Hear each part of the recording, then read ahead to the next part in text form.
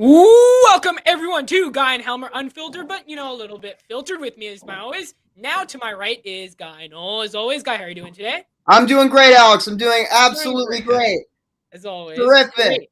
Great. And then we Yeah. have two esteemed guests with us today. One you're probably familiar with, one not so familiar with, as this is his first time on the channel, but Big J from Unyolo, our second show today, actually. So thank you for keeping with me, for kind of standing me for another show here.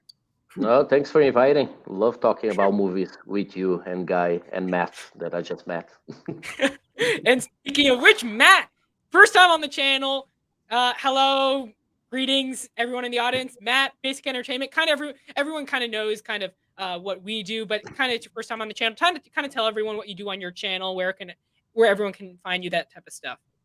Yeah, well, once again, thanks for inviting me to the show. I'd love to be part of new stuff and new channels and meet new people. But yeah, I basically do the exact same thing, but I do some reviews, reactions, a little bit more of TikTok heavy going on right now. But I talk about all things movies, so ain't really nothing different. But yeah, thanks once again. Yeah, no, look, and everyone yellows here, and me, and Guy, and now Matt. Got me, Luke. Show's bound to be good. God, Luke. But and real quickly, for those who aren't aware, what do you do on your account, and where can everyone find you? That type of stuff. So I have an account with my daughter, and we just review movies. We just give opinions about movies and do lists, do all kind of stuff. Just show our love with movies and share it with everyone. Awesome, and we're gonna show our love for some really fun movies here. The new releases that came out. In the first wave of new releases in the month of February, we got two kind of not huge movies, but kind of big. I mean, it's February. We're scratching and clawing for some movies. But first one, I'm gonna save one of them because I know me and you'll have a lot to say on that. But Jackass Forever came out, the newest release within the Jackass franchise. I haven't gotten to see it. I don't think Guy and Matt have, so maybe this will be a really brief discussion. On YOLO, did you get a chance? No, and like.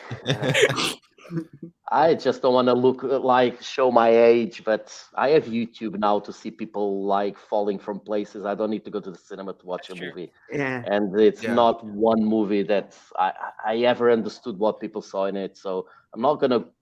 And I go and see everything in the cinema. I went and see Moonfall, and I'm not gonna go and watch that. So that says a lot. Yeah, it seemed like for months now, because the movie was delayed, I was getting the same trailer for this movie for every movie I was heading into. And first time out, I haven't seen any Jackass video. Movie. And like a lot of people have grown up with Jackass, which is cool. Like I respect that. On the other hand, I grew up with stuff like Impractical Jokers, which is more my speed. That's what I grew up with. I haven't seen any of. I've seen Bad Grandpa. That's the only Jackass movie I've seen. And that's a spinoff. But I wasn't really interested in this movie. But it has an 86% on Rotten Tomatoes, 96% from audiences. So people are loving this movie or movie. I wouldn't say it. Like this is the one time where Martin Scorsese's kind of cinema thesis comes into play, because this is not really a movie.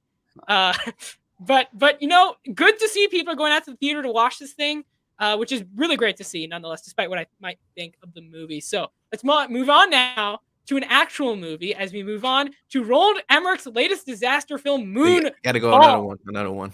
Yeah, you're pushing it by saying an actual movie. Okay? It's February, guys. We're scratching and clawing. We don't have a lot to talk about. And I'll let you go first. You texted me when you saw it. You said, "Dude, did you see it?" And I'll get to it. Yeah. So what did you think of Moonfall? I was going in, and I was like, should I pay to watch this in IMAX? I was there for a while looking at it, and I said, like, this kind of movie is usually better in IMAX. But I just could not get over how stupid the story was. So I just decided, no, I'm going to save money and see it in normal screen. And still I wasted my money because it's so bad. It's like I put in my review, it's like every scene looks at the previous one and says, "Hold my beer, I'm going to do something stupider than you." It's like every scene is like, when you think, well, this was stupid, they like do it over and over again. And like the special effects are not even like Independence Day has better special effects than that. When I came out, I thought, well, the guy's been doing crap movie after crap movie, probably didn't got the budget. I went and saw he got $140 million to do this. And it's Wow. like, it's ridiculous, absolutely ridiculous. The storyline. And my favorite part is when he ends in the last scene of the movie. This actor looks at the screen and he says, "What's next?" And I'm like, "Oh, Oh for God. God's Sorry for the sake!" people. Sorry we spoiled the movie No, for you. I'm sorry. I'm gonna So spoil the sorry. hell out of this No movie because apologize like right I'm now. gonna. Save your money. Yeah. Anyway, like, how the hell do you see that movie and you think, well, I might do a sequel of this? No, no, you're not gonna do a sequel. It just really got me angry, and like, oh, it's so much to talk about. Yeah. Did you saw that Donald Sunderland is in that movie? I forgot he was in it. And then they But did said, you oh, saw we it? gotta go Because like if yeah, you blink, yeah, you missed it. yeah. It's like he got in the wrong set and he sat there and said something, and they went, "Oh my God, that's Donald Sutherland. Let's keep him," because he No, he does didn't know he was in a nothing. movie. He didn't know he was in a movie. He was No, just like he was sitting in a dark place, and someone said, "Oh, how are you?" And it's like, said something, and they record. It's like, it's ridiculous, absolute ridiculous movie. So I wasn't planning on seeing Moonfall, but then so I had an interview I was supposed to do on Friday, but then I got canceled because the damn snow, because it's snowing like crazy over here. So I was like, oh my God, Moonfall is playing in 4D. It's like I'm actually a newbie to Roland Emmerich. I've only seen White House Down. I haven't seen any of his other movies, so Yeah. it's a Oh, big blind spot masterpiece! for me there. Saw a But masterpiece there. yeah, yeah, exactly. And so I was like, 4D. I've been getting into it recently. And so I was like, okay, I'll go in to watch Moonfall today. And so I did. And yeah, no, I agree with a lot of what Agnolo was saying. I don't think you gave it 1 star on Letterboxd. That's like, I didn't give it 1 star, but I thought it was pretty terrible. I thought it was really bad. The in movie marketing, there's one scene, like they're obviously, I don't know how much Lexus kind of paid them to, be in this movie to be marketed. There's one scene where they go into a Lexus dealership, right? You don't think anything of it. You're just like, oh, Lexus dealership. And then there's another scene where they're driving away from these people and they're driving away. He's like, go faster. He's like, I am. And then he's like, oh, maybe you should turn the car to sports mode. And then he turns the switch. He turns the car to sports mode and the car just immediately drives so much faster. It was so funny. But no, No, it um, was painful. it was painful. The characters suck, especially the kid. There's a son like Patrick Wilson. I thought Patrick Wilson was good in it. He was my favorite part of the movie. I didn't think Oh, Halle Berry was particularly good, but I if thought he was good.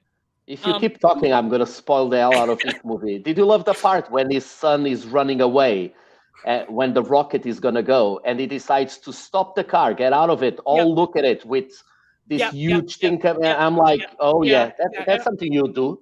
Yeah, that's something and you then do. of course, like in every disaster flick nowadays, you have to have a kid going up to their mom and say, "Are we gonna die?" And the mom's like, "No, no." And they had that movie. It hits all Um, the notes. I know it does. Yeah. Ah, God. There's this Patrick Wilson's character has a son in the movie. And I don't know. The son. Like, It was. that's the thing. Like, most of the times, I was thinking, did this guy had like a load of footage of a lot of movies and he put it all together? Because, like, why was that kid there? Like, why was so many parts of the story that had no point being there? And it was like, yeah, it was about. I don't want to spoil it for people, but there's so many like themes and concepts on it, and like, I'm okay with disaster movies because most of these disaster movies are based on something that's scientifical, like that you could have a theory of someone and Yeah. it's logical. So Independence Day, if aliens came to Earth, like this one, even in the movie, they're making fun of like the science behind it. They keep the whole movie making fun of like this conspiracy theory of this guy, and it's like they don't even take it serious, and it's like people surviving getting hit by cars and stuff like that, and I'm like, oh, okay, a guy squashed by a tree, and it's so. It just gets me so angry when I just think, does nobody read the script and say to this guy, look, this makes no sense. And the last 30 What's minutes going were on? also something to behold. The last 30 minutes, absolute apeshit, crazy. In terms of the ideas that Emmerich puts at the forefront. And it's also like I'd be remiss if I didn't bring up Roland Emmerich's recent controversial comments, which obviously, you know, it's like picking on like the kid at school, the small kid at school, because it's like there's so much irony in those comments, and only kind of commenting on those comments would only feel repetitive. But Yeah. anyways, I mean, I truly hope that people like this movie, and I hope people go to see it for the good of the industry. But No. no, because he, no, no, okay, because he never mind. said on an interview. He said You on an better. interview, You better. I if think that. this is a huge hit, I'm doing 2 more sequels to this. So Oh, no, okay, never mind. no. Like, put that money to like finish Hunger on Earth or something. 140 cancer. million. Cancer. Cancer. Study Yeah. cancer. That's still around. 140 million on that. And from what I was seeing, it was like some Chinese company. I mean, what about you put money. put it in like something, dementia research? I mean, you might want to forget this movie, but still, you got to put it somewhere. I mean, I'm just saying, it's just All another Daredevil movie with Ben Affleck just because of Guy's poster in the back. All right, so now we're gonna move on now to TV. We had a ton of big TV releases here we have good stuff over the week, including one new show we're gonna get to quickly. But the first one we're gonna talk about for a while now. So if you haven't seen the new episode of The Book of Everyone But the Mandalorian, I suggest you leave because we're gonna spoil the shit out of this thing. We're gonna digest every moment of this episode, talk about it. So, Guy, I'll let Guy take it from here, and we'll go to Matt now because me and Agnolo kind of took the reins for the movie segment. So, Guy, what did you think? First, just general thoughts on the episode, and then we'll get to the specifics, like big stuff. I like this episode, but once again, it shows me that they have no confidence in the character of Boba Fett. This was directed by Dave Filoni, and when I heard Dave Filoni was directing this episode, I had a feeling that he was going to bring all of his Dave Filoni characters into this Dave Filoni episode. And he did. He did. He brought 2 characters, which I really enjoy. I'm just going to say Cad Bane and Ahsoka Tano are back in that. Cad Bane debuts in live action. He looks so badass.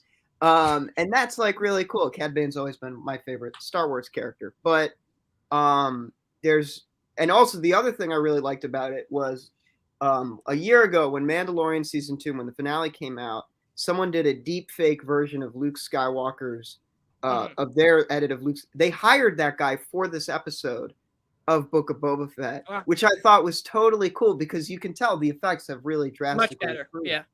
No, but he hired the guy for like working there. He's working there on all the projects. They hired him for Lucasfilm, which I thought that was awesome. I think that shows they really do listen to the fans to the point of hiring them.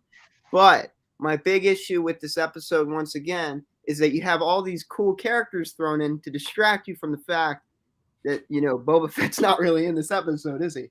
I mean, they even brought Cobb Vanth back. Like, they're bringing back everybody in this episode. They brought back Grogu. And I really feel like they shouldn't have done that personally. But, like, they brought him back just so that then they'd be like, well, he's here. Let's not pay attention to what Boba Fett's doing. Not very relevant in the grand scheme of things. But everyone else, I mean, come on. So, you know, it's weird to me. It's the book of a flat character is what it is.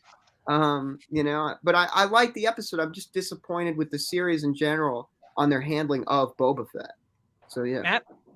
Yeah, the episode was awesome, right? And I just echo all the points that everyone's making. But man, it didn't feel like too much of a fan service episode. Like, this was everything that a fan wanted to see, which I'm grateful for. Yeah. But it's not needed here in Book of Boba Fett. Boba Fett, be honest with you, has just been a coward this entire series. He's just been, I can't see this guy the same anymore after he's getting beat up randomly, not using his jetpack. It's like an old man on the sidewalk. He's coming out of the tank with a diaper on. He's old. He's just washed up. I can't see the same anymore from Boba Fett. He's not that same guy who went in the Sarlacc pit. Yeah. Ever since he went in that Sarlacc pit, he's been whack. Well, pre-Sarlacc pit, he wasn't exactly the... pre-Sarlacc pit, he wasn't Boba Fett in general has just been a whack character to me. I never saw the hype. He just looked cool. He was a clone. That was it. That's now over. And Mando just comes in and just shows who's, you know, the dominant one. Yeah. Let's go over now to the chairman of the Boba Fett fan club, Agnolo himself. No, I'm not a fan club, but this is to the point we got. Did you like the episode? Yeah, I loved it. Was it great? But the name, I'm really pissed off because the name is like, this is like Star Wars fans right there. Like Boba Fett, like if you look at the original movies, what did he ever do? He like Nothing. the Nothing. last time, the only time you saw him The only fighting, thing he he gets he thrown was into the a pit. equivalent of a UPS man. He was Yeah, delivering Yeah, cargo basically. to somebody's house. Like that So, was so this essentially what show Boba is Fett doing did. this show is doing a great job showing that that's what he was.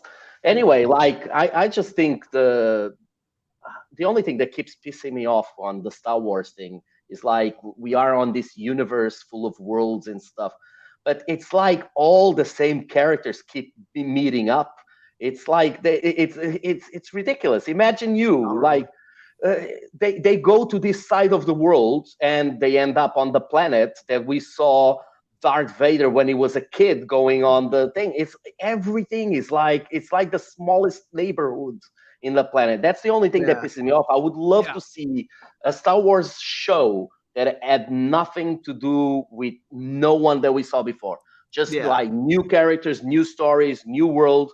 That's my only problem with this. I don't. I when they said they were going to do a book of Boba Fett, I thought, well, we don't really need this. This is a character that's really like the Mandalorian. Mandalorian's been great, and it just proved my point. When they tried Exactly. to do this show, they realized there's not enough here. So a lot of people are calling this Mandalorian 2.5, and I think that's it. They just like Mhm. making it so there's not such a big long So, period of time between the series, and so Yeah. let it's me still ask you a fun. question. So going into the Book of Boba Fett, right when they kind of came up with kind of the first draft of the script and the concept for the series, do you think that was their aim? Do you think their aim was to make it, like you said, Mandalorian 2.5, or do you think the aim was to make it an actual Boba Fett show?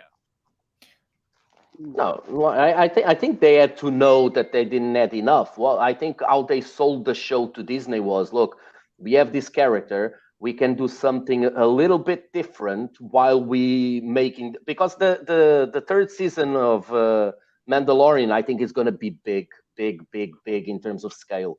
So they probably need more time to develop that. So and they didn't want it to be like Lord of the Rings that you have to wait 1.5, 2 years between the two Yeah. seasons. So they just used this as like a filler in some way. I think Yeah. that was it because they had a lot of the sets, they had a lot of the Sure. costumes, they had a lot of.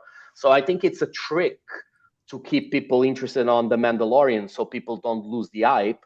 And we have to remember something else. Like Disney Plus is like still Yeah. starting. There's a lot of people on trial modes, and they need to have stuff there all the time that people think, well, I'm not going to cancel it. And if they don't have these shows like that are Star Wars or Yeah. Marvel or whatever, people are going to cancel. And So they're just trying to throw everything they have out there. all it feels like now, after seeing most of the episodes of this show, is that they're just trying to fill in the timeline Yeah. gaps of the Skywalker saga. Like that is essentially what these shows feel like they're meant to be. They're like, hey, you wonder what they were doing then? Yeah. Like they're gonna next thing we know, when we have that show about the guy from Rogue One, they're gonna bring in Han Solo. They're gonna Yeah. like No, yeah. Yeah. they're gonna throw in Lando Calrissian. Dude, was I the only one when the guy came up like Cobb Vance's fellow deputy? Yeah. I thought that was Alden Ehrenreich for a second. I can't be There- the only one. He there- looked exactly like Alden No, Ehrenreich. I saw. No.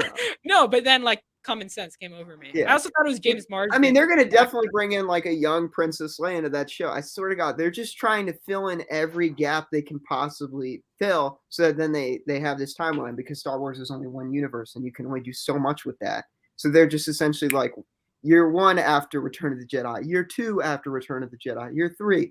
That is essentially what they've been doing, which is a little disappointing to me. Like Anyola said, I wish they would expand this universe. They call it an expansive, extended Star Wars universe, and that's what they always call Boba Fett the character for, is kind of the guy who's the most iconic expansive universe character. But the universe hasn't really expanded under his show, has it? He's still hanging out in Tatooine. He's bumping into these bounty hunters from the comics, from the cartoon shows. But in the end of the day, I completely agree. But it's all our fault as It viewers. is. When something new comes on TV, we can't. as soon as something new comes on TV, people don't give it a chance. It has to be Exactly. related with something, and then people complain, "Oh, they don't give us nothing new." No, because you don't watch it. Look, Peacemaker, I know we're going to talk about it, but it's one of the most original shows. Awesome. And he has less viewing than like any of the Marvel Viewing is shows. still good for Peacemaker, though. It is? Viewership is good for Peacemaker. No, it is, but it's But like half of what the Marvel shows get. And that's unfair. Not the same less budget, though, for Peacemaker. Sorry? Less budget. Yeah, but it's not a question of budget, because if they did the Batman series with $5, they would still have like double of the Marvel viewing. That's the thing. People just want to see what they recognize, and that's why they bring like Baby Yoda and all those things into the show, because they want people to say, oh, this guy showed there, you have to go and see it. And I think the other thing I think they're doing, and I think that's smart, is they giving opportunity to some new filmmakers like Bryce Dallas Howard, to play with this, to play in the Star Wars thing. Because like if it was like Luke Skywalker or Obi-Wan Kenobi or whatever, they probably wanted someone with a little bit more of a track record. And Obi-Wan Kenobi, that's going to be so much fan service. Man. That will be the house of fan service, 100%. Yeah. So now let's talk about the cool parts of the episode, because at the end of the day, I think we all agree that this was a good episode. It was cool. It was awesome. It wasn't an episode. It wasn't a good episode of Boba Fett, but it was a good episode of The Mandalorian. Of a Star Wars show. It was a good episode. It was of a wet Star Wars dream show. of all the stuff I want to see as a Star Wars fan. Exactly. I mean, we saw Luke pretty much like do all the training. And he was awesome. And he looked awesome. And it was a great, parallel that, he was doing the exact same thing with Yoda and Dagobah. So, that was awesome and stuff. And seeing Cad Bane was dope. And that shot of Cad Bane was awesome. I have it. Yeah. That was cool. Yeah, that was a cool moment. Again, me and Guy have talked about this. He looked scary to me.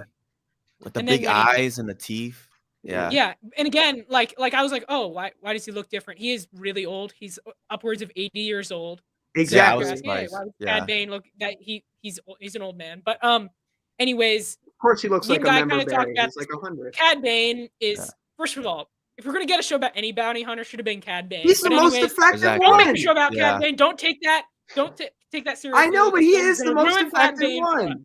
You're gonna ruin Cad Bane for us. Don't make a show. I know, but I think if you're gonna do a show about these bounty hunters, maybe do a show where it's like, okay, you follow this one for one episode. Don't give them ideas. Hold up. You just follow one bounty hunter an episode. Like that would be a pretty cool show if you showed like one story.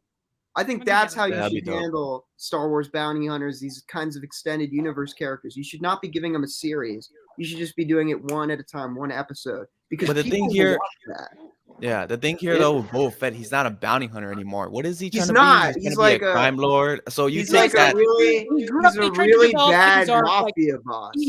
Who's very soft. Tusken Raiders. And I'm sorry, I was corrected last year. They're not called Sand People. They are Tusken Raiders. He never had an identity coming in, and then they took away his identity that we know, and it's like, who is this guy? Yeah, the only thing is business wise, and if like it's Disney and they there to make money, like if they make a show that drags on for 6 episodes, that's like 6 weeks that they keep people paying for Disney Plus. If they do one episode on one place and then the next episode is completely different, that really costs a lot more in terms of budget. Oh, I guess so. This is like filming one movie and then dividing it by 6. But again, The Mandalorian, that's basically, it would cost the same as The Mandalorian, because The Mandalorian is virtually set in a different place every week. Exactly. No, look, this must have cost a lot less than Mandalorian, because but that's what I'm saying. It's like making what Guy said would be the same as. I just think I would say like a Bounty Hunters Guild show. Like a whole package of that, I think that would be a much better way to use these characters. But anyways, on to the episode itself. Again, Cad Bane, he's one of my favorite characters in Star Wars. My favorite. I have so many Cad. I dressed up as him for Halloween like 2 years in a row. I have hundreds of Cad Bane. I have every Cad Bane action figure they've ever released. I'm a huge Cad Bane. I love Cad Bane. Kind of look like him on that photo. And as much as I love Cobb Vanth. If we had to trade an eye for an eye, Cad Bane. Yeah, By the way, Cobb Vanth is not dead, at least from what I've heard. I've heard that he wasn't dead. Not. He got shot in the shoulder. That's just he got shot in the shoulder. No, they're not gonna he's kill not him. dead. And they better not kill Cad Bane. I love Cobb Vanth. He's one of my favorite characters in the whole kind of Mandalorian universe. They better not kill him in this Mickey Mouse show. They better not kill Cad Bane. I mean, I don't know if you ever seen the unseen footage of him and Boba going Yeah. at it. That was Yeah, I his did. last duel. So they might do that, but in live action, who knows? I hope he Well, comes no, back because for Mandalorian in the season Bad 3. If he Batch, comes back for Mandalorian season 3, in the Cad Bad Bane, I Batch, feel like that would be great. yeah, and in the Bad Batch, they actually showed Cad Bane had like this metal plate on his head where he was shot by Boba Fett. So it Yeah. did happen. Okay. It did happen already, yeah. And I'm psyched to see him when he first showed up. When you see like the silhouette, You're at like, first I didn't think it was Cad Bane, but then yeah. he came closer. I'm like, oh my Was god! it the same voice actor? Yes, Okay. It Because he was. sounded a little bit different. sounded a He's, bit he's different. older, so it makes sense that he wouldn't like be the same younger Cad Bane. Yeah, that was the thing that kind of tripped me out was that this guy's been through the Clone Wars, this guy's been Yeah. through the Empire days, and now he's post Bad Empire. Batch, all So of it. I'm curious how old he is, but maybe they age different. Yeah, maybe with the species alien or- race. I don't know. I like that he was Right. wearing one of those I forgot the suits that the certain Imperial people wore that were kind of in that weird Oh, that's boardroom. interesting. He's wearing one yeah. of those under the jacket he usually wears, and I found that kind of cool. Like Very he's been around the anti-imperial, Empire. which is interesting. Like he seems like that. Someone who's very kind of like he said. Oh, Boba Fett was working with the Empire. Yeah. So he was very kind of, which is interesting to me. And some other stuff we got Luke Skywalker. We got to he see looked great. Yoda's lightsaber Oh, yeah. again. Now, Guy, do not complain about. All right, the I am complaint. gonna complain. I am No, gonna my complain God. about this. Give me 1 minute. Okay, you guys are fucking sorry. You guys are messing with the comics. Okay, comics that I paid for and read on your dumb subscription site. Okay, Marvel. So I mean Disney. So like, I'm kind of frustrated. In the Darth Vader comics, Yoda's lightsaber was destroyed. Okay. So bringing it, I hate the way they just have no care for this continuity. All right. Yeah, they I won't. read these. This is why I don't get laid, and I'm not getting paid. I'm not getting any benefits for it. Okay, this is wrong. This is inhumane that they bring this back. This Probably is fixed it. It fixed it. it They was fixed lit. It it. was burned. They have another It was one. burned. It literally exploded. Yeah. This There's is no what pieces this is left. what I love. This is what I love about Star Wars fans. They believe in Death Stars. They believe in everything, and then they fixed the lightsaber. It couldn't have not been done. couldn't have been It was done. destroyed. No, They literally Well, destroyed the There was, kyber even within crystals the confines in those of the universe, lightsabers, there's man. some things that can't happen. At the same time, though, I disagree because Guy, with the comic books, everything is canon except with the interferes with the movies or TV shows. That's how fair. it's been. That's fair. It's Right. all of it is. So take it with a grain of salt. I don't think Or he Lucas could be Lucas still lying. knows. Most Or he people could be going into the lying. movies haven't read That's the true. He comic. could be lying. He could be lying to the kid just to pretend he was like more important. Look, this is the lightsaber. He probably No, bought it on a Chinese No, I shop wouldn't be surprised somewhere. in YOLO because Luke seemed like Luke is a He's kind of a dick. I'm dick at sorry. this point in his Luke is career. giving this Yeah. kid, he's pick one, Mandalorian or Luke. How about both? Why not both? Why don't you have Mandalorian? Like, okay, Co-parenting. live with me Because he over- has daddy issues. during He That's has the the- daddy during issues. weekends, the Mandalorian can come and visit you. He wants It's to like, That's no, that man, stubborn Mandalorian. Jedi way that they believe in, and that they try to make a point in The Last Jedi. So And That's why they're all gonna again, Luke die. put in the Yeah. comments. He said something. Android Luke. I love the CGI personally. I thought it looked great. Looked I also great. will say, yeah, if you look at Mark Hamill in Return of the Jedi, for example, that's just the way he acts. He's a very Yeah. robotic actor, No, it's true. and so that's the Yeah. way. His way goes like everything this. It's speaks. Like, look at the first scene when he visits Jabba's palace in Return of the Jedi. It's very robotic. That's how the character is, and that's how Mark Hamill is. So Not real. I that's mean, kind of Trickster in the Flash. I mean, it's a little different. Shut up. but, whatever. But we saw Ahsoka. Didn't really need to be there. No, just there. yeah. just there. I was like, It whoa, was there to shit. distract us. Yeah. These That things was were weird. pawns in a greater game, okay? To hide Boba Fett from the fans, all right? 'Cause That they was pure realized fan they service. couldn't do anything. with Yeah, him. it was, and again, a lot of people. I'm gonna go off on a bit of a rant here. Everybody's like, "Oh, Dave Filoni is like everybody's." They're putting him up on a Everyone's pedestal. God. That's I'm the not a Kevin fan of Dave Feige. Filoni. I'm not a fan of Dave Filoni really at all a bit, especially for live action. For Clone Wars, he's hit or miss. Obviously, we've gotten a lot of bad Clone Wars arcs, but a lot of great ones. that But Ahsoka do one not last give him a season. movie. Do not It's give him not. a movie because he'll No bring all movie? of his Dave Filoni-isms, and Yeah. he's Is directed Zero a the lot Hutt? of bad. He's directed Never the forget worst Zero the episodes of Hutt. The Mandalorian. Please do not give him any more like big movie projects. Give him like episodes, but keep him under control. I don't want him like his creative juices kind of destroying like. Because he just the threw main narrative. everything in. Again, Ahsoka did not need to be an episode. He's very For all safe we with his know, stuff. for all we Yeah. know, Yeah. he had Katie Sackhoff in the back room. Okay, for all we know, he was about to bring her in, and it just, he loves doing it. I mean, yeah, and what else did we get in this episode? What happened later? I mean, I love the training montage between Luke and Grogu. That was, first of all, I mean, Grogu. I want a Grogu, great. Please. But it was, that training montage was great. And just the way he's trying to get him to jump, and the music. They brought back the music from the end of Mandalorian season 2, like that theme that they used when Luke entered, when he entered the ship. So that was great. We got a cameo from Boba Fett, which was nice. We saw him. We did. Could you believe? Did he say something? Oh, I forgot. He was looking backwards. No, it doesn't say anything. I think it just shows up. And then they brought that Wookiee bounty hunter back, which is cool. They had the Vespa Squad, which I hope they die next episode. And if Cad Bane is the one to kill the Vespa Squad next episode, I swear the Vespa Squad's about to kill Cad Bane, and we're all about to riot. Oh, dude. If they kill Cad in this show, I will be very disappointed. It'll be like the D'Onofrio Kingpin thing in Hawkeye. Oh, Jesus. All over again. You bring back an amazing character only to not bring that up. Finale. But anyways, that'll do it for this Mandalorian talk. And I refuse to call it Boba Fett. It is the Mandalorian. Again, tell us in the live chat what you thought of the Mandalorian as well. And again, subscribe to the channel if you're new as well.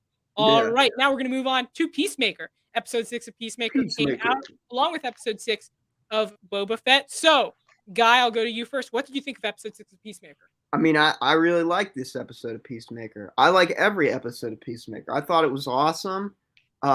Team was separated for a bit of time, which I was cool with. I rewatched it again. Mern was interesting.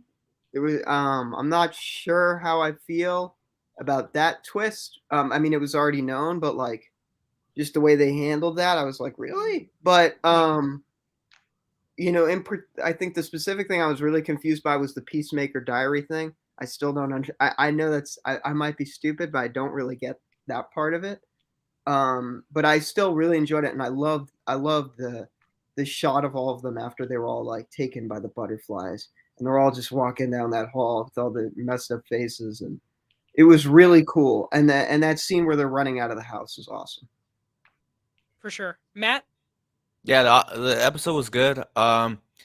Peacemaker is a really good show, but I do have this like little gripes here and there with the comedy. I'm not too 100% on the comedy. I feel like it's too. I just feel like James Gunn at times doesn't know how to end a joke, and then it drags on and it drags on and it drags on, and it's kind of it's not there. But sometimes it's there. Like Vigilante, he's funny. He has some good moments in this one. Peacemaker, John Cena has just been. I mean, you can't see John Cena, right? No. But I don't see John Cena in this show. Like when I was watching Suicide Squad. Very, very, yeah.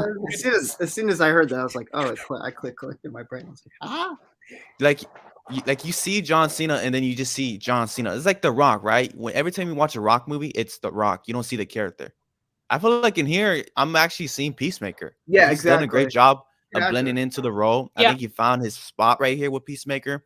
So that's great. And I'm interested to see where this show goes on. I mean, so many stuff is now on Peacemaker's ass. And we got is it 2 more episodes left for this show? Yeah, 2 more. Yeah. So they're gonna finish it well. And then that end trailer, the trailer after the credits with White Dragon looks like Boba Fett. It's like kind of crazy. He's got a jetpack in here. I was like, holy crap. Agnolo, what did you think? Yeah, I love John Cena on this. I think he's gonna have a problem from now on, like Ryan Reynolds. That every time I see him, I see Deadpool. Yeah. Every time I see John Cena now, I can only think about Peacemaker. I think he's perfect. My only issue is I think they like doing what most of these shows start when they start with an anti-hero, and they think, well, for people to love him, he has to become better. And he's already turning into that. He doesn't want to kill people. He's like, so I'm just a bit worried that they start like cleaning it up a bit too much, because what's fun about him is like what Vigilante was saying, like you used to kill people and go, oh shit, sorry. And now he's like, if he starts getting too similar to other heroes that we have. But I think the show is really well done. I love the comedy, but I'm a big fan of James Gunn's comedy. I think I understand what Matt is saying, that he takes it a bit too much, but then it just gives opportunity. Like the on episode before when he was saying name someone that you could have, and he says like 50 names. Yeah, he could have stopped at 20. But the ridiculous part of it, of how going so far, is I think is what makes it so original and fresh. But yeah, just think, and I love Eagly. What do you call it? The eagle pet is just hilarious. That part that was like killing everyone when they're running away is hilarious. It's just so good, and I love that part of the violence and stuff that they're putting. And that opening thing is still the best thing I ever saw on TV. It's the only show that I don't skip forward the intro. I never skip forward it. I have a friend who I was talking about it with, and he said, "Yeah, I hate that intro." I'm like, "Shut up!" That's the best thing. It's corny, but it is pretty impressive the way how they did that. It's pretty awesome. I mean, come on. It's like every week when I see the show, I just when he holds Judo Master and he puts his hand out like that. Yeah. I mean, so it's just so good. But I think this show is. You don't need to say that. That is disrespectful. That is very disrespectful. But this is like one of the freshest shows I think it's on TV, and that's why I was saying before, it kind of pisses me off that all the Marvel shows, for example, get a lot more viewership because they're not as I feel as ambitious. Like this one's exactly pretty ambitious for what it's this doing. one is like the best one I would say when it comes to the superhero landscapes of these TV shows. It just feels nice every week, and it doesn't feel empty. It feels fits in. And it plays in with that superhero mode too, that it feels original and fresh that Yolo was talking about, but in that compact of being a superhero show where you know what's gonna happen, Peacemaker is gonna survive, or stuff like that's gonna happen. And the other thing that I kind of enjoy is that they are not, and I love that they are not trying to build on 50 different things for the next movie. Yeah, that's the thing. Like it's about Peacemaker. James Gunn doesn't feel like he needs to be a piece of a bigger puzzle. Yeah, he doesn't feel like he needs to be like, oh yeah, you saw Batman this week. Oh yeah, like no, he keeps to his thing, and it's and the like the little like things that he puts on is stuff that only comic book readers will know about. It's so like deep cuts. Yeah. So I wouldn't even. Yeah, I love that. Lad, Kite Man, Batmite. I mean, come on, that is. And that's the thing. Like, he could bring bigger names into the conversation, but he thinks, well, let's talk about this like really small things that only like the readers will know. Yeah. And what I love about it is I totally like. I love how small scale it is, and I still totally believe that all those characters exist. Like he exists in that universe, and you don't really need to address it. Like you don't really need to address the fact that Superman is around in Metropolis or Batman's hanging around Gotham City. And when he slightly does, I mean, it is believable. Like you're like, yeah, that could happen. It is crazy though that this, if I'm gonna be that fan, it is crazy though that Batmite is this in this universe where Ben Affleck is killing people. So it is kind of weird. Totally it doesn't match up. But Batmite. Yeah, it could be a totally different Batmite, but. Anyways, we're going to move on now to our third and final TV show we're going to talk about. We're going to talk about this one briefly. Guy and Yolo, I know you have a lot to say about Pam and Tommy, which is kind of taking the internet by storm a bit. It's the new kind of hit show on Hulu. First 3 episodes released. Guy and Yolo, briefly, because we want to get on to the main topics. What did you think of Pam and Tommy? It was surprisingly really good. Yeah. Like I'm blown away, to be honest. I did when I saw the trailers for this, I was like, oh, come on. Like, really? We're doing this. I was like, the trailers were good, but it's like, but they don't show exactly. I mean, I saw the 15-second spot, and I was just like, oh, come on, like I really. And then Alex called me and he's like, this is apparently like actually getting really good reviews and such. And I was like, and he said, I'm gonna watch it. I was like, oh, then I'll watch it. And I watched it today, and I'm like, whoa, like this is legit really good, and every actor in it is terrific. Like, really for me, it was even more surprising because like I live in Portugal and this is being released on Disney Plus, and watching this inside Disney Plus, I could not, like when people say, oh, I don't believe they're going to do Deadpool now in Disney, just watch this show. Yeah. Like, there's the best monologue you'll ever see is on this show. And it's a monologue between him and his dick. And it's hilarious. Just like, so funny. And the thing is, like, I know that when this show was announced, Pamela Anderson wasn't really happy about it. But watching the first 3 episodes, I honestly think that they're doing a really good job at showing that she was a victim in all this, and she was Yeah. really treated badly by everyone around it, because the way they show it and the way we kind of thought it was like, oh, she had a sex tape and she left it there and some guy grabbed it. No, it was inside a safe. Someone stole the house, Yeah. took the It's safe, protected. and she comes out looking really good. Can't say the same What about Tommy for Lee? Tommy Lee. He's a Oh dick, shit. and he deserves everything he got. And in this show, I was Yeah. like on the side of the guy that took the tape I until know. They you make you see what feel he does so to bad her. for that guy. And And Seth he is Rogen is such a brilliant, Rogan's brilliant on great, this. and he's brilliant, and he's really good at playing this. Like he's really just pathetic, and it's sad, and you do feel bad for him because, he's obviously a pathological liar. He's kind of nuts, but at the same time you see him, and he's the little guy. He's the guy that's being like picked on. It's kind of like I don't know why this is a crazy reminder, but it kind of reminded me of Joker in some ways. That this guy, he's obviously a liar. He's obviously not in the greatest headspace. But you feel bad for him because he's picked on by people who are in higher statures than him. So Yeah. he's great in it. No, really good show. Awesome. I haven't checked it out yet, but you guys have made me want to now, especially because there's not a lot, not a new shows so far, like right now. Starting Yeah. up, so I'll definitely check it out. But the real question is for you guys: what did you think of Pam and Tommy? Are you gonna watch it? Are you not gonna watch it? Give us a reason why. Make sure to let us know as we go to the main topics. It wouldn't be a week without us talking about the Batman. We're less than a month away, folks. Less than a month away. Wow. For the Batman. Every week, I try to dig up a piece of news about the Batman to give It's us an just so excuse cool. to talk about it. And we got our first box office projections, which look very promising. Great, in fact.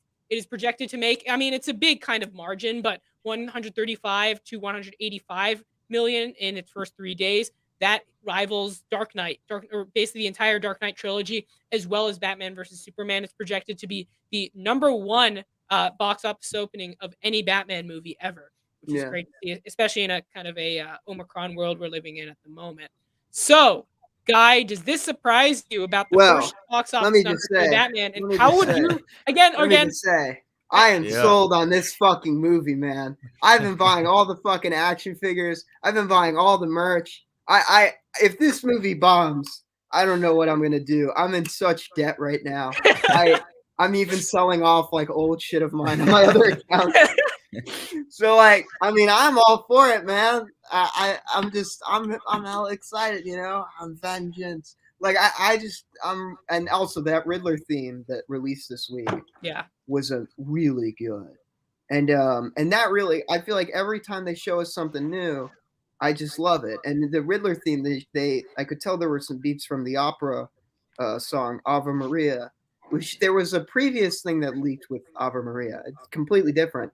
But I am super excited for this movie, and I'm going to be one of those people that feed into that box office, as I assume everyone else in this round table is. So yeah, it's projected to wait, and I'll go to Matt next actually because I just need to read more of this article. Yeah, I'm excited too. I mean, saying it's 1 month away, I just remember watching this in DC fandom, and oh my god, I'll be honest, man. Once we saw that, I was completely sold on this. I was sold on Matt Reeves doing a Batman movie. I think sold on Dano's Riddler. 100%. Yeah, I think he's gonna be terrific. I think them giving them enough time to actually show the movie, like what it's gonna be like 3 hours long. That's great news to hear. Hopefully it doesn't it doesn't self-indulge in moments, but just knowing that Warner Bros is saying, hey, look at a big blockbuster, we're comfortable now.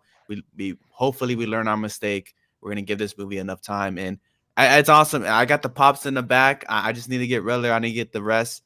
I'm excited. Yeah. Añola? Yeah, like I don't even see it as news that this is going to be the biggest opening because I think it's clear by the excitement that everyone is seeing in this movie. Like Matt Reeves, since the beginning, is the right guy to do this. Like you Yeah. could see what he Yeah. did for with Planet of the Apes is the right guy to pick on like in doing this. And I think in some way, um, having 3 hours is only possible because we are in a COVID era and there's not enough movies in the cinema, so they can have it in 2 or 3 rooms in one cinema and allowed to do the same amount of screenings that they would do. So I think in a way they got lucky in there. And Well, looking at Spider-Man's numbers, it's no surprise that it's going to make the money because if yeah. people want to see it, unless they're really unlucky and a new shrink comes out like a week before, Yeah. because that's the Maybe world we are Moonfall picks now. up a bit. Um, Oh yeah, Moonfall will battle it out. but also what you mentioned with nothing coming out, it kind of balances out. I was reading an Yeah. article about how the Batman, the runtime will prohibit the amount of screenings to be in an insanely high level. But like you said, there's also not a lot coming out, so it kind of balances out on that front. It's Yeah, projected to be the biggest Batman movie ever, which is great domestically at Yeah. least. Wow. And the marketing, they've been marketing the hell out of this movie. Last few I've Yeah. seen the weeks, trailer yeah, I go everywhere. to If you Target. think this is bad, and by the way, we're Yeah. not even we haven't even hit the Super Bowl yet. If you think this is big, like during the Super Bowl, I have a feeling they'll go all out within the trailers. Yeah, Hopefully, and they I don't mean, show Yeah. more because I'm already sold on the movie. I don't want to see more. exactly, me too. Uh, yeah. but That's my but issue. I This think movie, they should stop now because like I was watching the trailer yeah, when I saw Moonfall. The best 2 minutes of my experience watching Moonfall was watching the Batman trailer before it. exactly. I Yeah. practically, and I was watching it in 4D, so like my chair was moving Oh, around, I was shaking, dude. Like when Batman is like hitting those guys with their guns, and like at the end of the trailer, I practically like stood up and yelled at everyone to watch that movie. I was, and it came after so the I mean that DC fandom trailer, like Matt said, when that came out 2 years ago, it sold me automatically because yeah. Yeah. that was Batman, and I mean it really they're going full force on this. A week ago, I was in It Target, there is. was no Yep. Batman merch. Week later, the toy aisle is just covered in Batman shit. Yeah. And I'm now $200 in debt. So, like, I mean, that's the thing. I mean, it's just We'll start a absolutely. GoFundMe. Don't worry. Yeah, exactly. Please, please, I need it. All right, I can't sell this shit. All right, I just bought it. So I mean, that's the thing. Like, I am absolutely hyped for this movie. Batman's my favorite fictional character, and I think the other thing people realize when they watch the trailers or the spots, they can tell this guy really gets Batman, and this is going to be the most authentic to the character of Batman. I Even think like that's what, I'm surprised they even call the characters by their names. Like they call him the Riddler, and they which is call him interesting. Penguin. Yeah, They call him yeah, Penguin, which is like yeah. No, but really in a way, it's interesting. like it's like it's a weird thing because it's like again with the media labeling everybody as this and this. It kind of works in that way because the movie is trying to take a really realistic kind of take, and using the Yeah. names is obviously I something. even read the prequel book this week for the Batman, and I was like, I'm Oh, very trying to invested. spoil the movie for I'm not yourself. spoiling anything, man. I'm Trying not to spoiling anything. spoil I'm it. just saying, I'm like so hyped for this movie. I just keep watching and absorbing. You're gonna know what as much- happens. You practically watched the movie already. Yeah. No, I haven't. So watched all the trailers, read the comic books, watched the TV spots, analyzed the posters, listened to the scores, everything. Hey, that's just two. Buy the two toys. songs. 2 songs. Not buying those hot toys. You're buying those hot toys. We know you're. Yeah, I know, those You're the are one who's pretty gonna go on debt with that front. Okay. Yeah, but anyways, again, tell us what you think about the Batman. We've had one person on the show who wasn't as excited about it, but I'm guessing that Yeah. everyone else is. So, we're gonna move on now to the next big topic. It's kind of a question I wanted to pose for you all because obviously Bryce Dallas Howard's name has kind of been flowing around within the world of Star Wars a bit. So I was just gonna ask you guys up front: do you think Bryce Dallas Howard should be someone that Lucasfilm considers to direct a future Star Wars movie? Yeah. I would say I think so. 100%. Yeah, I mean, give her Yeah. the chance. I mean, she did an awesome job on Mandalorian season 2. So on that episode, so I think definitely, and she's awesome. I think she's. I mean- I think she's someone that shows a lot of love for the universe, and I think that's what we need more. It's not like just Yeah. bringing the big names. But we need bringing more voices people- too. Yeah, we in need more Star Wars. voices that really love the universe, and Yeah. and the thing with her is like sometimes we forget like she probably knows more about directing than a lot of Yeah. directors been working for ages, because especially with their dad and then having to look at all the work that he has done and working in some big movies like Jurassic Park and stuff, so she picks up a Jurassic lot of World. stuff. Jurassic World. Sorry. Jurassic Sorry. World. Sorry.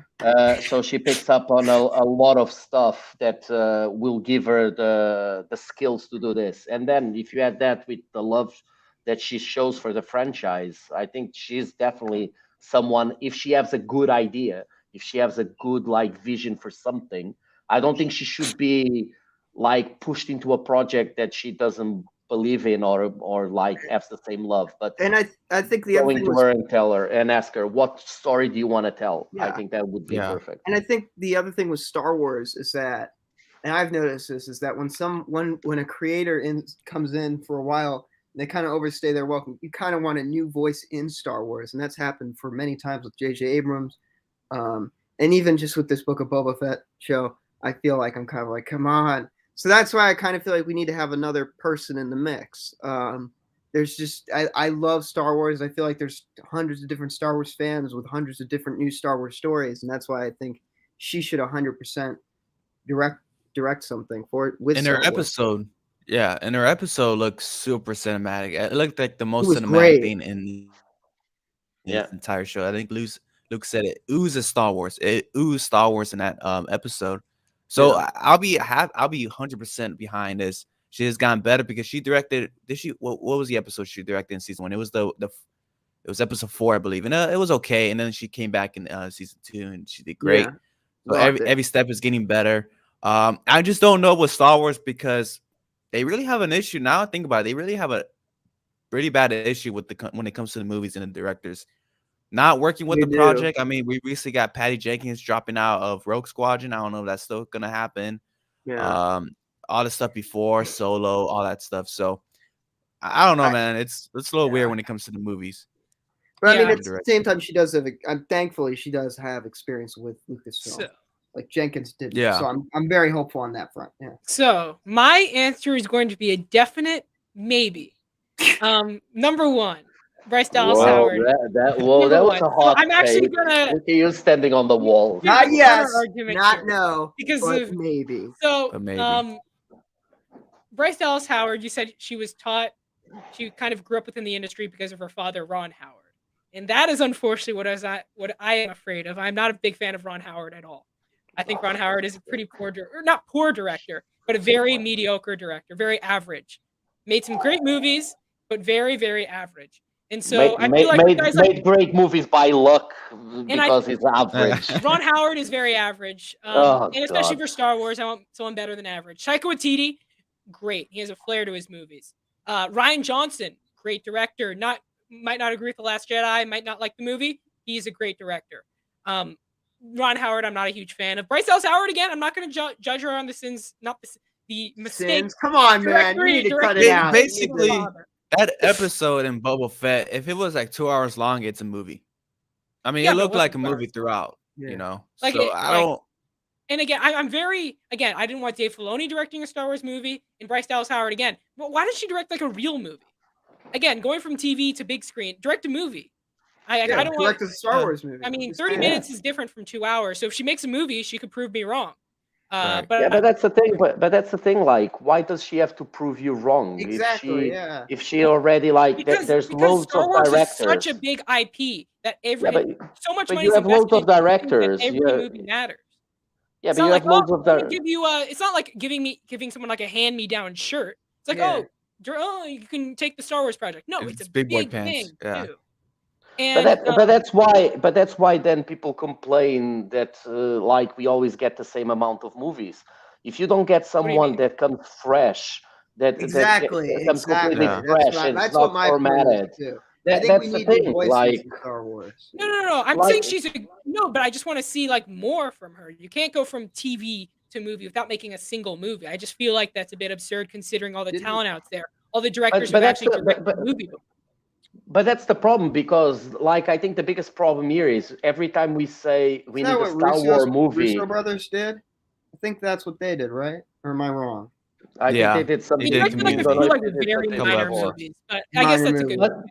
But Oh, the yeah. thing is, like, my biggest thing is when people talk about, oh, we should have a Star Wars movie, everyone thinks about something gigantic. Like everyone thinks about why can't we have something like a Star Wars movie, but it's small in scale, and she could do that.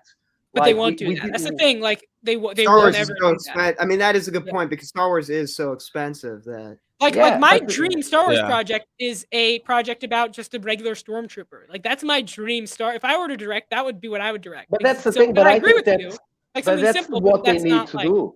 But Like they're not going to do I, that. like I'm for just going on what- example, it's a different scale and stuff, but like Cloverfield and Cloverfield Lane, like Cloverfield Lane is something so small when you compare to the scale of like these gigantic monsters and Yeah. stuff. And it was something that was done on a low budget. It worked really well, and I think that's what we need more. We need more Yeah. to start growing this universe, create small No. stories, I and I think agree, that's what but we need. I agree it's what they need, but the question is, are they going to do it? That's the main question. I mean, I think they need to do it because like But do you think we they now. will? I think they Yeah. will because of Disney Plus. They need to feed up that machine. I think that I agree with Netflix. Oniolo on that, Netflix just released the trailer of all the shit they're gonna have for like last year. Like they released it a while ago. But it's like to fight Netflix, they need to keep having content all the time. Yeah. And the thing is, it might not be a movie that goes in the cinemas, but it probably is going to be a movie that goes directly and to there's more. They have more IPs than just Star Wars. They have a bunch of MCU stuff. They have coming Marvel. up. They even have have besides Marvel and they have Mickey Mouse, which they don't They really have use Marvel anymore. and Star Wars. They have nothing else because the everything Jeff else. Goldblum show got good. Yeah, exactly. What about that? Yeah, what about No one in the planet is gonna buy Disney Plus to watch Jeff Goldblum. My They're sister gonna did. do it My because sister, of hold on. Marvel. My actually, Correct. that's not true. My sister did. My sister is yes, Billions. I win. she dressed as Jeff Goldblum for Halloween. She's even like. How old is your sister? She literally her Instagram How old is your name. sister? My sister's in high school. She's a freshman. Literally, she changed her social media names, all of them, to Jeff Goldblum. She is obsessed. Her shower curtain is Jeff Goldblum looking like this. I win. Okay? Conversation over. They can't count on Guy's sister to like keep Disney Plus working. Hey. So that's the thing. Look, She's doing it. I'm not. I would not be. She's got a Jeff Goldblum pillow. Okay. Yeah, so, like, but that's one person. Like most people are gonna join. Look, they're gonna do TV shows about everything, and they're gonna start doing movies for Disney Plus. Like they're doing like Lilo and Stitch what about live that basketball action show with and John whatever. Stamos? That's probably clamoring audiences. So you think there's a small Star Wars project, like a smaller one in scale, like you're talking about, in the works? And by the way, Boba Fett, I would consider is a small project. Yeah, and look because how they that only turned stay in out. Tatooine.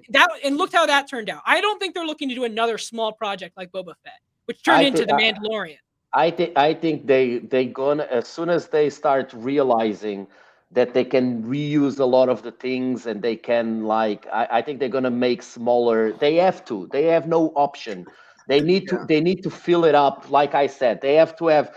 It's not by accident that we have. As soon as one big show finishes, another one starts. Because if people don't have enough, I have Disney Plus. I paid for the whole year, and honestly, I'm not gonna renew it because there isn't just enough for me to be paying for that. I'm not going to pay for a subscription to watch one show. That is the problem. You have to have several shows, and that's why, for example, in Europe, they joined Hulu, National Geographic. Everything is inside Disney Plus. So you buy one, and you get Hulu. You get the whole merger. You get everything, and you get ESPN. You get everything together, and it's still not enough. Oh wow, still not enough. So that's the thing. They need to keep on pushing these shows. Matt, where are you on all this before we? Here's a question though. Where's the next movie for Star Wars? I mean, I was just pointing out. That's a good point. The Taika Waititi stuff. is like we haven't heard anything about that. Rogue Squadron, I was excited for, but that was like. I feel so bad for her though, because she had the roller skates and the fucking X-wing. She was suits, excited. She seemed excited. She was like legit hyped, and I'm like, damn, that video did not age well. The X-wing suit. Did you saw 84 before that, or after that? Yeah, she did Wonder Woman 80. We don't talk about that. We don't talk about that. No, is the only Star Wars project coming out, or Mandalorian season 3, or Obi-Wan, of course, is big. That's coming out May. Yeah. And then Mandalorian season 3, is that later this year or early in 2023? There's a lot of stuff that we don't know. There's a lot of stuff. They keep a lot of these stuff with Star Wars. They keep a lot of it. Star Wars is so much better at keeping secrets than fucking Marvel. Yeah, everyone thinks. Yeah, but then they reveal the secrets, and it's like a dumb thing that they kept away from us. Yeah, it's like. But look, everyone thinks Solo is dead. Oh, I'll bet you whatever you want that we're gonna get Solo back. Solo is gonna be back. No. That is the bad thing. How much do you want to bet? It bombed really bad at the box office. And I like how much do you want to bet that they're gonna do a TV show? It bombed really bad. They're gonna do a TV show of Lando with like because they have a Lando show. Yeah, we have a Lando show. Yes, and that's what I'm saying. And they're gonna bring Solo back, and like he's gonna be kind of like this with the Mandalorian. The Solo is gonna come back.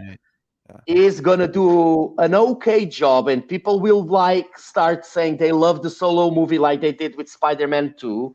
Like say, oh yeah, I always loved that movie. Yeah. Okay, so they. By the way, to those people, everyone is gonna go and say, "Oh, Solo wasn't that bad," and they're gonna make it again. They've loved TASM 2. I have kids at school who are like, "Yo, TASM 2 was the shit." I'm like, "Shut up, shut the hell up, okay?" Just because he cried because he was holding someone that wasn't Gwen Stacy does not mean that was a good fucking movie. All right, you saw the way fucking Electro looked in that movie. It was so bad they had to change him.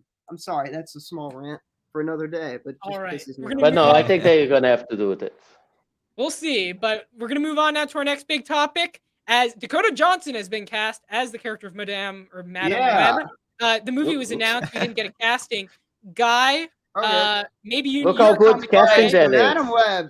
Put the image again. Look how good that casting is.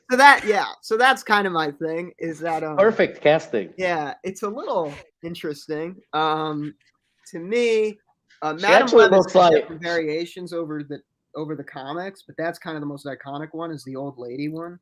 Who actually looks like 50 Shades of Grey with a blindfold and like that's what I find funny about it to me is that like she's blindfolded and screaming. He kind of looks like 50 Shades of Grey. This is the second time this character's been played in kind of the TV movie media. The first time it was actually played by Stanley's wife in the 90s Spider-Man animated show. And so we're going from Spider-Man's wife to the person from 50 Shades of Grey. I'm just saying, it's just a very interesting transition. Dude, first of all, who the fuck even asked for this movie too? Like, first of all, your good friend. That's the other problem I have is that like Sony. What's weird to me is Sony is like, we have this universe, we have all these characters, but they're always picking the wrong ones to me. Like you're picking fucking Craven, now you're picking Madame Web. No one asked for that shit. Like they don't. Like everyone wanted. Everyone wanted the only thing you can really do with Spider-Man is Spider-Man. Maybe you could do like Venom and something like that, but like it's so weird. They just keep picking like these characters, and I'm like, why? Why them? My only. They own the rights to the Prowler. They could make a Prowler movie like that. The only issue would make so much more money than Madame Web or a Morbius movie. So it just really confuses me. My only issue is that these projects for me are always starting the wrong way. They always starting with Sony has an idea that they want to do something, then they cast someone, and it's like, do we have a director? Does this come from the brain of someone? Yeah. Because you could say the same thing that we didn't need a Joker movie, but the Joker movie came from someone that had a really good idea. Well, hold on. There's a bit of a difference here, though. That's the Joker. That is the most iconic villain in like in like fiction. You're Okay, going Yeah, from still you're the movie comparing the would be most iconic crap. villain in fiction to Still one the of the movie most would be. forgettable characters. I'm Guy, you're getting on the Studio bandwagon made, it's now, but Tony.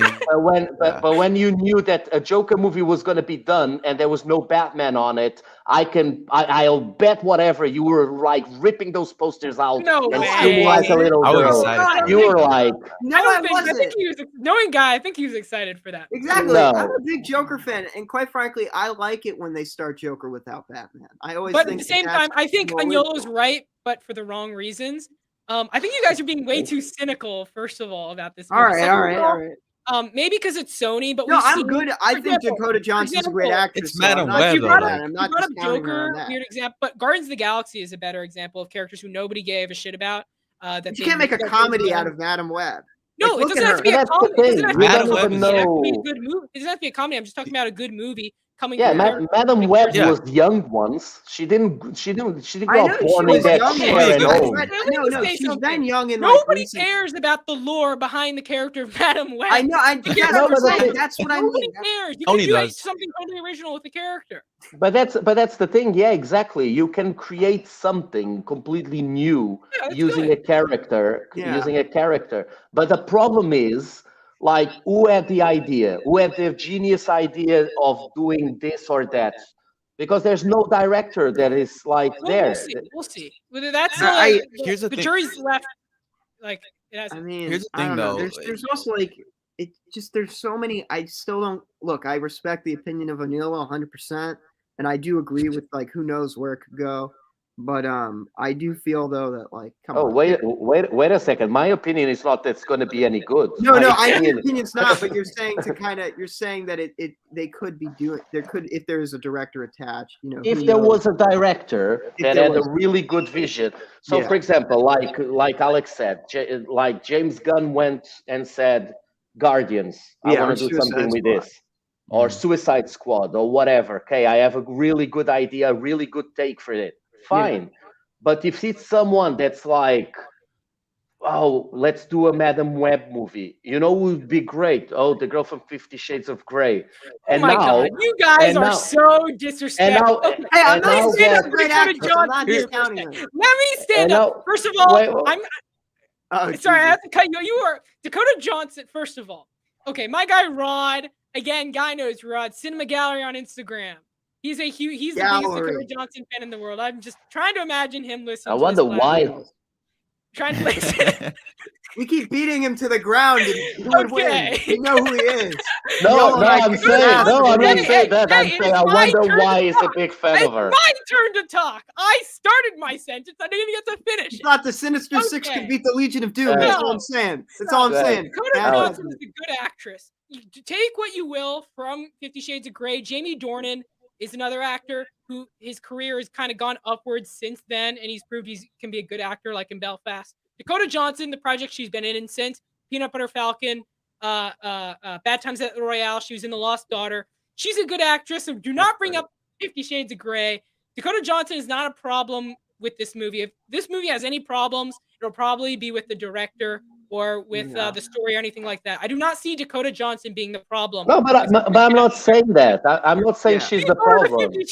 You were No, saying, oh, you what got I'm the saying 50 is, Shades of Grey woman. no, what I'm saying is there's someone in unless you have a director like sets the mood for the movie, okay? So Yeah. unless you have a director, you have some guy in a studio, okay, that probably doesn't know nothing about movies, and he says, you know what's a good idea? We have this Madam Web character and the girl from 50 Shades of Grey. I'm not Oh saying my that. God! I'm not saying that that's all she He has a does. But that's, name. But I mean, yes, but but I mean, that's yeah, what here's I'm the thing. saying. I mean, Luke Reviews just Because you're actually thinking about put in a Robert good Pattinson point. from Luke, Robert yeah, Luke Pattinson, just the put in guy a from really Yeah, good that's Twilight. Twilight thing. Yeah. Like, That's valid. That's 100% valid. What did Here's Luke the say? thing, though. He said Wait, that actress from 50 Shades of Grey is the new guy from Twilight, apparently. Exactly. Here's the thing with YOLO. His point is, if you bring a guy with a vision, that's great. Yeah. They're not gonna have a guy who has a vision for this. I mean, let's remove No Way Home. Let's remove Spider-Verse. Let's look at Venom, right? What the fuck is like the whole point of those movies? Like, those movies have an idea, and it's clearly really bad. It's not good. Yeah. So like, am I trustworthy for that? I don't know, because it's sometimes some of these Spider-Man characters are directly connected to Spider-Man, and once you remove Spider-Man, and then it feels pretty empty. I won't. Again, I'm not saying this movie's be good, but I'm also saying give it a chance. Again, once we get a director, I feel like we could talk more in depth about this. And when Morbius comes out, I feel like Morbius is going to tell a lot about possible quality of this movie. We got Venom, we got a bit of a glimpse there, but after Morbius, who is They don't have a director kind yet. of unknown. Yeah, I'm not sure they do. Daniel Espinosa, I just looked it up, is directing Morbius. He's Scary. Really done a lot that I know. But you know, I like the casting. I do, and I like Dakota Johnson, so hopefully she's good. But the thing is, what you said before, Alex, my problem, I think you still didn't understand. My problem is not with her. My problem is that if the tone of the movie is, let's say she's 80 in a wheelchair, she doesn't fit the part. No, if but she's, I don't. but that's the thing. Like, there's no director. Number one, there's makeup. Number two, who said she has to be 80? No, but cares. But what I mean is that, but there's nothing. They like casting. It's like me picking the tiles of my house. Hold on, that is modern Madam Web, so she's younger. Look, so they're most likely going to adapt it off of my issue is it's like picking the tiles of your house before you even start building it. Yeah. This should not be done like this. It should have been someone that has a vision, then write a script. Then imagine you being picked now as a director. And for some reason, you met Dakota in a party and you fucking hate her. And now you have to do a movie with her. That's the thing. Like, let the director. You're going way too on the hypothetical here, man. No, but the thing is, this is not how you do a movie. Doing a movie, like, you give the power to the director. That would have been cool. I agree. Madam Web, I agree with you in that front. We'll see. The jury is still out. If they did a crossover Spider-Man movie with Madam Web and it was Meryl Streep, take my money. Okay, great. Okay, out of all the topics we could have gotten wound up about, Madam Web is fucking Madam Web. Madam Web, the most forgettable Spider-Man character. Once that movie comes out, all four of us are coming back here for a review, just as a retrospective for this moment alone. But when it's nominated for an Oscar for Best Actress, I'll eat my ass. What is she going to talk about? Fucking society?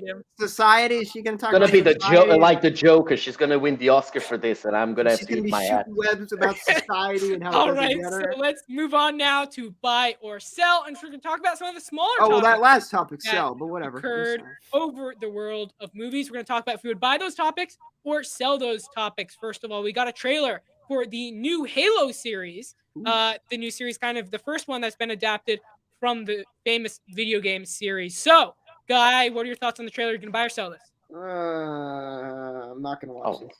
Jesus Christ! All right. I'm not. I have too many franchises in my life on Yellow. Okay, it's hard. It's hard. I have not enough money to spend on this franchise, so I'm sorry. So. What is it on Prime? What's it on again? Paramount. Paramount. I have Paramount. I don't have Paramount. I pay $5 for iCarly. I'm just kidding. Alex is the only one that has one of the next topics does interest me, but no, their movie catalog is good. Yeah, their catalog. But no, buy or sell. Buy 100%. It looks amazing. It looks good, but I just this is one of the shows that I thought, it's been on like talks for so long. This is gonna now be pushed because Paramount needs to put something on. Saw the trailer. It looks absolutely amazing. It looks way better than I could ever imagine. I think it's gonna be. I think it's gonna be like, and I'm gonna say now, it's gonna be like Lord of the Rings in space. It's gonna be. Oh my god! This is like Dune. This is like This is like getting excited for the fucking Dune. I still think the series is gonna be crap. But that being said, I'm gonna buy this. I'm not familiar with the Halo games. I've played a few times. I'm not completely familiar. I don't think it's gonna be the new Lord of the Rings. No, Lord of the Rings on space. Right, my word. I wouldn't go that far. But I'm gonna buy this. The amount of money they're putting in this, the production value was shocking to me. I thought it was gonna look like some sound stage, something like kind of a green screen maybe. But it looks really good. So for now, I'll buy it. Matt. Okay. I'm buying it too. Same exact point with you, Alex. I haven't played the games. I mean, I played it here and there, but I don't know the story. I don't know the lore of it. I just know Master Chief, that cool looking helmet, that cool looking suit. It is and very some cool. aliens. So So I'm gonna check it out. It comes out in March. I haven't checked out the trailer, so I'm kind of avoiding that, but I will be checking it out. Awesome. Yeah. Great. Let's move on now. Agnolo mentioned Lord of the Rings. We got our first posters. These are kind of just 3 of like the 50 that they put out for the characters for the new Lord of the Rings series. Agnolo, do you think this new Lord of the Rings series I want to see what Guy thinks about this first. Buy. Oh, so you buy this? The trailer looks like you see a bunch of posters with ends on, and I'm like, I'm buying this. No, it's like buying at different prices. No, you're buying at different prices. Exactly. No, it didn't block This is the obviously at you're new on the discount. show. Okay, I know. These are the laziest. These are the laziest posters All right. you could ever do. I fucking love those movies. I don't need to hear this judgment. This judgment of Lord of the Rings. No, the trailer with the melting thing doing the name was great of Lord of the Rings, the TV show. Yeah. That little trailer. What we're saying but the posters, no. What we're saying is that the posters are less money than the trailer. Like that's there's buyer sell scale. No, because they've shot 50 people. Like there's 50 posters on the internet of different ends. If he was fit, this was like the dream of Tarantino. It's like Tristan, you stole my joke. You stole my joke. I was about to say that. Damn it. Oh yeah, right. Yeah, like steal my jokes. No, like I thought. I'm sorry. I thought it was lazy. I thought it was just like uninspiring. Like with the amount of money there for this show, the amount of like, I think the posters are. Man. Wait, you're kidding, right? No. You're serious? You're gonna sell this? Sell the posters. Are we talking about the posters on the TV show? Does this make you any less excited for the TV series? No, it makes nothing. It's like that's the thing. Like I saw it and I was like, did someone cut something from another poster? So you're just strictly based off of the artwork, is what you're saying? Yeah, the artwork is lazy. It's like every Marvel poster that like puts things in a. It's I hate it. I'm gonna buy this. I actually like the character posters. Yeah. I like, and it also makes like the Halo series. Production value gonna be huge for this thing. The fact that they're going all out, the costumes look great, at least from. Buying the show. Yeah, I'll buy the show for sure. Guy. I said buy. Oh, sorry, Matt. I'm selling. I mean, I still haven't finished the series of Lord of the Rings, and I don't know. Yeah. I still gotta watch. I'm what? I'm in the first one. What? Gotta watch the second one, and then I find out there's extended cuts, which are like 3 hours long, so which is gonna take up a lot of time. So gotta get on those. That's fair. I'm just gonna ask a question here: is this a prequel? Is this a sequel? What is this? Agnolo, I'll defer to you. I have no clue. Is I actually don't know. No, I don't know either. Like nobody fucking know. It's a prequel. It's before the what happens before. Okay. It's the what's the guy with the villain? What was Sauron or whatever? Oh yeah. I'm not a big fan of like Lord of the Rings, so you guys can tell. I'm a weird Lord of the Rings. You seem to dislike a lot of things, and no. Yeah, I do. I'm a weird Lord of the Rings fan because I love the movies. The Return of the King is one of my favorite movies ever, but I've only seen them once, and I do not know the lore whatsoever. So it's a weird experience for me, but I'm still excited for it nonetheless. Well, I think I'm just gonna watch those, and then I'm gonna skip the Hobbits. I think I'll just watch those and just skip everything else. The Hobbit is so good. I'm joking. Jesus. Yeah, I hope so. The Hobbit. I just hope they film this in 120 frames a second because that really worked for the Hobbit. I don't want to get into anything that has to do with the Hobbit. It just gets me angry. All right, now we're gonna move on now to the next topic. We got our first look at the Gray Man in like half a second look. Chris Evans sporting a new mustache, and Ryan Gosling. I totally forgot. This is Ryan Gosling's first movie since First Man. 4 years we have not seen this guy. Crazy. I forgot how much I miss Ryan Gosling. He must need the money. Poor guy. I feel bad for him. I feel bad. He has to work again. When I saw his face, I was like, oh, I'm back. My heart is warm again. I have Ryan Gosling in my life again. Guy, buy or sell? I'll buy. You gonna buy the mustache? I mean, yeah. I mean, he looks like a young J. Jonah Jameson, but I'll buy it. He does. I'm sorry, he does. He looks like he's like before. He's like, get me pictures of Spider-Man. He's like probably asking for something else, but you know. I just can't wait for the 7th to arrive so I can talk about Death in Nile, talk about mustaches. If you guys see that movie, you'll understand. That mustache looks like a piece of shrapnel. No, watch the movie. Watch the Luke, movie. No. I mean, it is no. They're putting a lot of money into Chris Evans and Ryan Gosling. The Russo brothers, Anna de Armas is in it. No, Luke. That is your worst Anna de Armas, that shows quality. Okay, I'm sorry. Yeah. Those 3 actors shows, I think, usually. No, he has good actors. He has good directors. Good track records. Good choices. I don't know if I've told you guys, but this is Ryan Gosling's first movie in 4 years. Yeah. I don't know if I told you. That's usually a sign of quality, because he didn't got a huge paycheck to be in a movie like this. He's been working on this for a long time. I am just glad to see the man again. But again, Chris Evans, Russo brothers, they missed big miss with Cherry, but hopefully they can rebound, especially with the big budget project. Yeah. Like the MCU, for example. Yeah, I'll buy this one. It looks like fun. Bye. All right. We're going to move on now to the next topic. The Offer, the first trailer for the new series, Paramount Plus as well, getting a lot of connections between these all these Buy or Sell topics, has released. It will release on Paramount Plus. It is a TV series about the making of The Godfather. Similarly, there's a movie coming out about the making of The Godfather as well, directed by Barry Levinson, starring Oscar Isaac. Yeah. There's like 2 weird, one movie, one TV series. Agnolo, Buy or Sell? Yeah, I didn't saw the trailer before you told us we were going to talk about this, and I saw it, and I'm really interested. It looks really like an interesting show. It's something that when I saw what it was about, I was like, oh, for God's sake, like just something new. But then I started watching, and it looks really interesting. And like he's a dick, but I like Miles Teller, so yeah, want to see. Because I think he's a good actor. He's not a good person, but he's a good actor. I wanna check that out. He looks like he's a good role. So I'm excited about this one now. Yeah, I'm gonna buy it.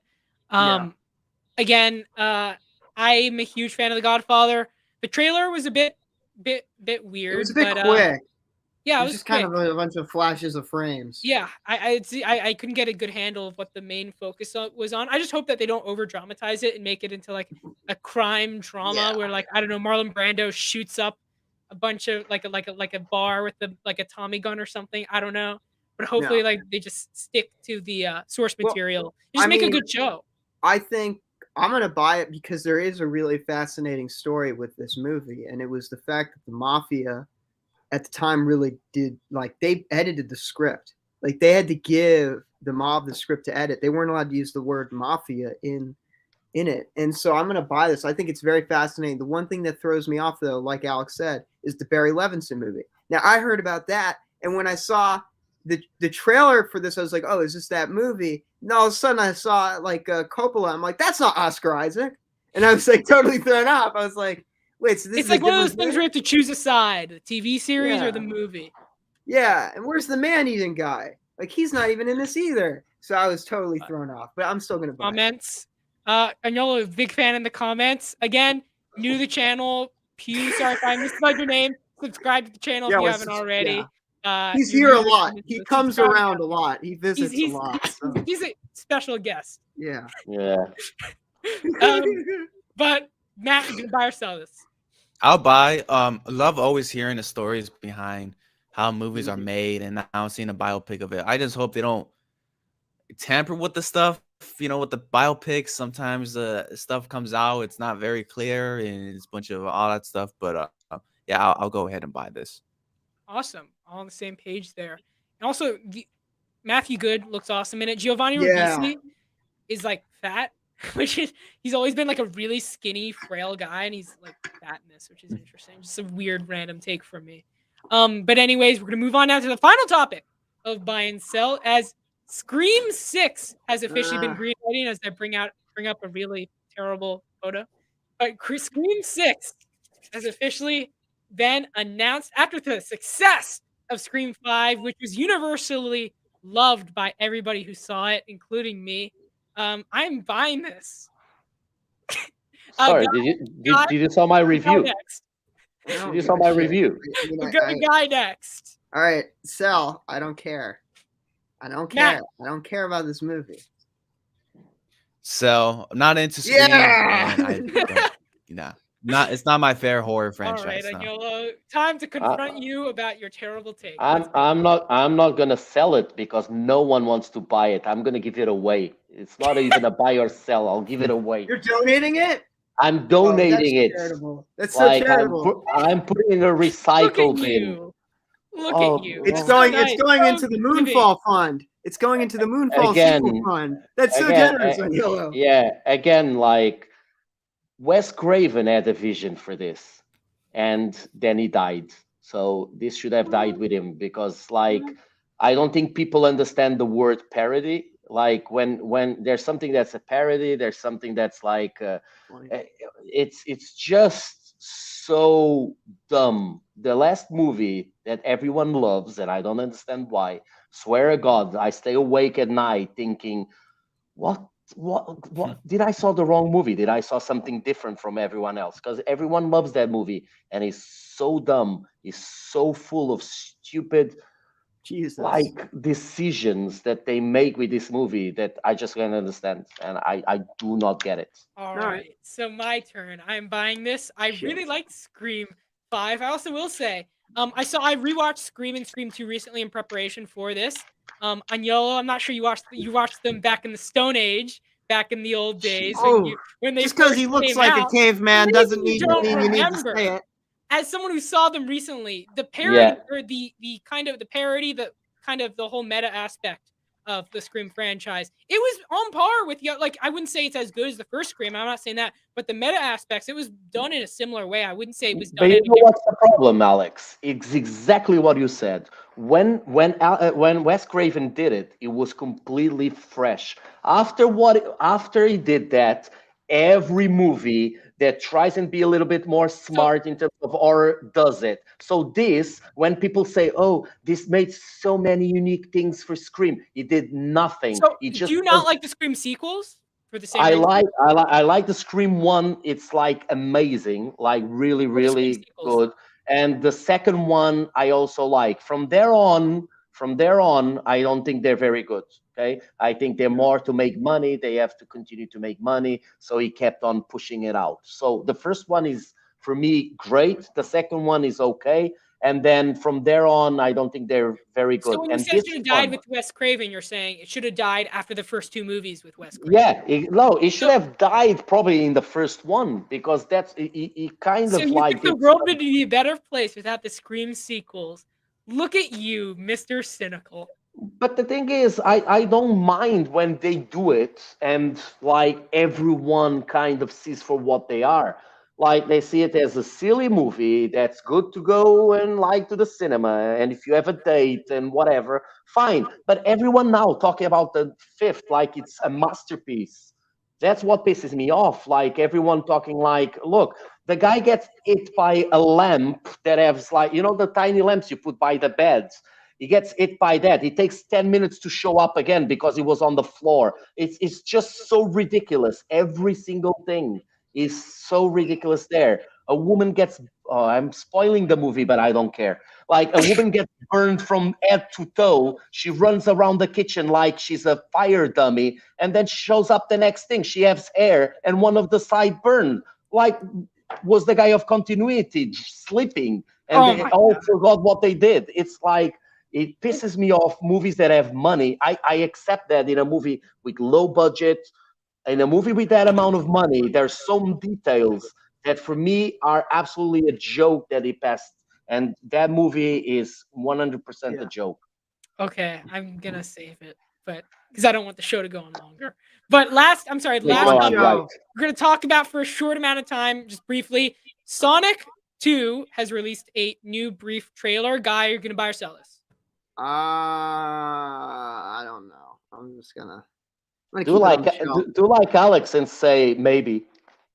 That's why I said I'm keeping it on the shelf. No, I changed my mind. I'm keeping it on the shelf, shit. and I'm waiting for I'm waiting for someone to collect it. You know, just want to hear what people say. Matt, Sonic 2. Oh, I'm buying. love Sonic. Seeing Knuckles is there, like that's gonna be awesome. I remember I was watching No Way Home and the trailer came out. I was like the only one to clap, which is shame on you guys. Everyone was clapping for everything else because everyone's all excited for the Batman and stuff. But Sonic is awesome, and it looks like they're doing a great job with it. I'm excited for it. Awesome. Yeah, YOLO? I'm buying it. I'm buying it. It's like it's a movie Alright, that I'll buy knows it what now. it is. I'll buy it now. It's Seems a like movie. It's a movie I'm a that knows bandwagon. what it is. This is the thing. If a movie knows what it is, it does a good job. It's like King Kong versus Godzilla. Is it Yeah. a Oscar worth movie? No. It's a monkey punching a lizard, and they knew exactly what it was, and they made it fun. And this Yeah. with Jim Carrey and the Sonic and Knuckles, and it's just fun and silly, and I'm all up for it. If they like got me like this greedy version of Sonic, and it's like on it, I would be like, what the fuck is that? Like, so Greedy. I'm all for it. Yeah. A And the Madam first one Web was Sonic. fun. Oh, don't. Enough. Madam No. Web. We're done with Madam Web. That's done. We gotta save the conversation until the director comes onto that movie. Oh, Jesus. Anyways, I'll buy this. I actually really like the first Sonic Taika movie. Waititi is about to direct Yeah. the Madam Web movie, and Alex is gonna be like, "Bye." Gonna be Yeah, Scorsese. because now I'm gonna be known as the biggest Madam Web fan on the face. You're of gonna the be earth. watching all the Well, Madam Web. No, all the it'll Madam benefit Webs. me once the movie comes out. No, I'll be what's invited to the red clear? carpet. What's clear is that you are a big fan of Dakota Johnson in her 50 Yeah, Shades of 50 Grey. Shades of Grey. Yeah, haven't yeah. seen You'll the be like 50 Cosmic movie, but I am Wonder. You fond do of all the Dakota videos Johnson, about yeah. Madam Web, and then you get on the premiere. You know? But So many jokes to me, maybe that. So many jokes in my head. I'm gonna buy this again. She's gonna be Sonic. shooting webs and constricting people up. I mean, you know, like in the movie. Just saying. Anything again.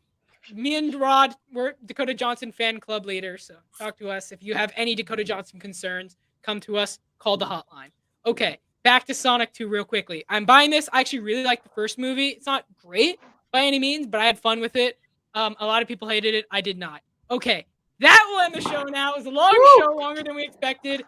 Guy, real quickly, my co-host, my ally through this venture, especially through Agnolo's Bryce Dallas Howard ridiculous take. Yeah. Guy, where can everyone find you? You can find me at addict_Lego figs. That's my Instagram, and the YouTube channel addict_Lego figs. And yeah, that's it. I want to see Actually, wait, I got want to see a Twitter. Madam Web Lego made by you. I got Twitter. I forgot what the name is, but you can probably look up my name and find it. That's all I'm gonna say.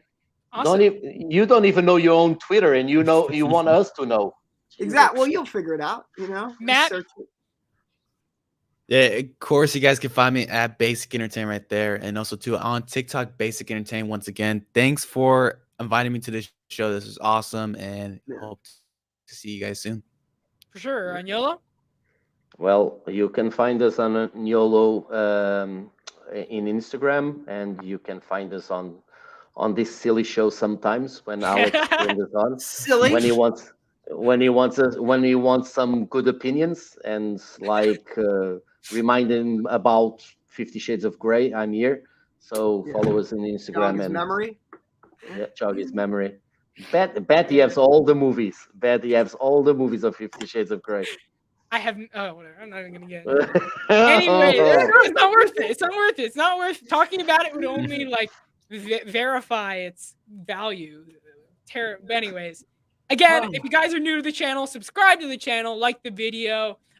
Thank you everyone for being in the live chat. Again, follow these amazing creators on their amazing accounts. Again, thank you all for being here on Guy and Helmer Unfiltered. We should be back to you next week. Some fun movie news. Again, make sure you guys watch Madam Web whenever it comes out. And enough!